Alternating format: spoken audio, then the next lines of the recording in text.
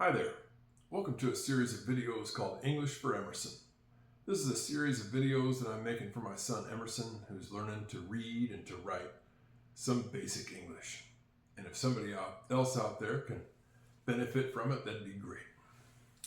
We've been working our way through the alphabet, and we've worked our way down to the letter E. And the letter E is one of the more difficult letters to deal with in English because it can do so many different things. The E is an example of a vowel. Here it is. Here's a lowercase e right here. The vowels in English are A, E, I, O, U, and sometimes Y. There's 6 of them. There's a vowel, at least one of them, in every single English word. Today we're going to be talking about the combination of letters E-A, when the E comes before the A. This is a very particular combination of letters that I'm using to make a point today about how difficult it is to read and write English. I'm going to take you through this sentence that I've got up here to make my point. Here we go. It's a capital A. We always start a capital with A for every sentence. So the capital begins it. Everything else after that is lowercase. A-R-E. R. This is a silent E. Usually, if E is at the end of a word and there's another vowel in that word, the E is going to be silent. R, Y-O-U, U, R-E-A-D-Y, ready. T-O, to. T-A-K-E, take. That's a silent E. There's another vowel in the word. The vowels are in red. Take. The silent E at the end usually makes the other vowel sound like itself. This is going to be a sound. Take, A, B-R-E-A-K, break, F-R-O-M, from, R-E-A-D-I-N-G, reading, question mark. This is a question, so we put a question mark at the end, not a period.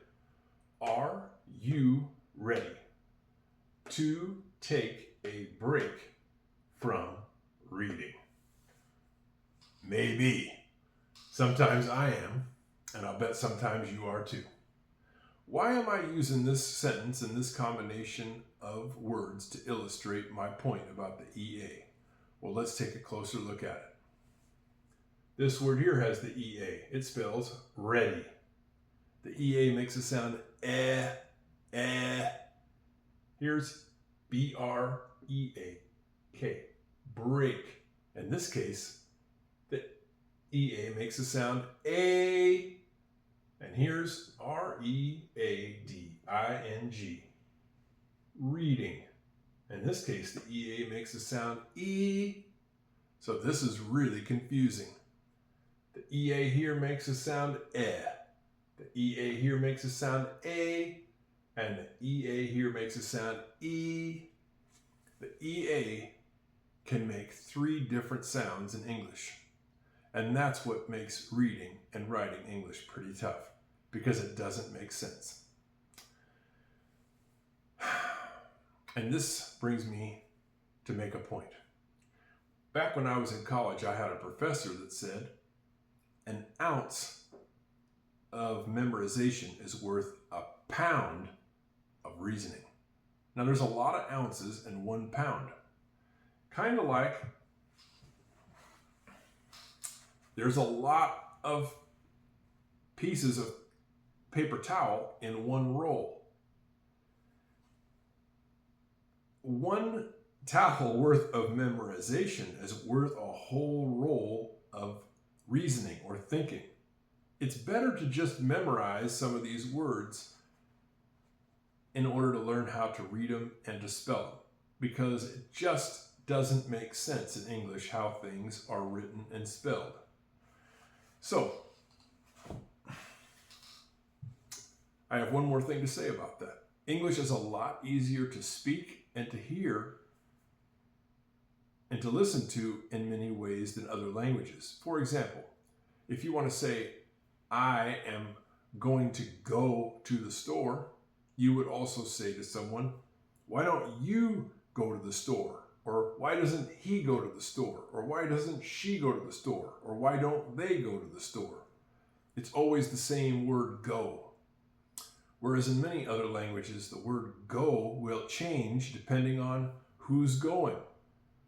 The word go would change to something else if they were going, or he was going, or she was going. That doesn't happen in English. It's always the same word for go. Maybe you would say, I am going, if you're going to go later. But generally speaking, it's just one word. Go means go in English. Not the case in other languages. If you speak another language, you know what I'm talking about.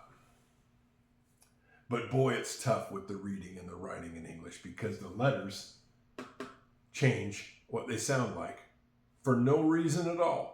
And that's what makes it so tough.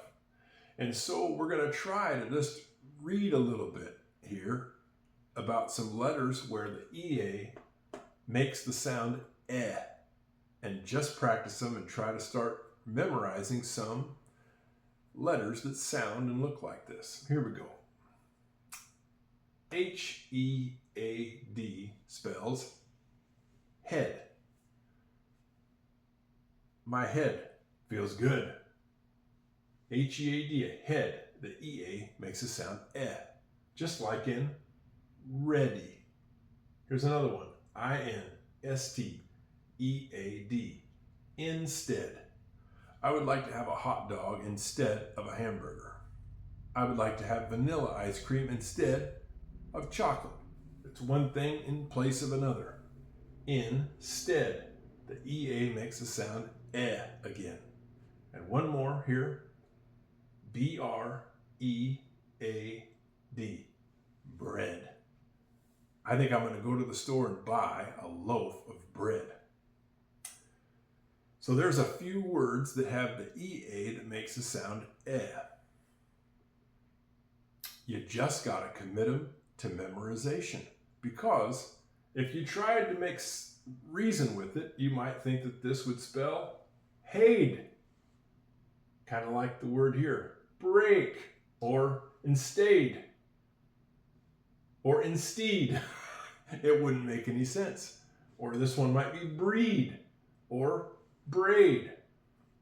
It's a different combination of letters to do those words, if they exist at all. You just have to memorize and get used to seeing some of these words over and over and over again to figure them out. Let's try them one more time.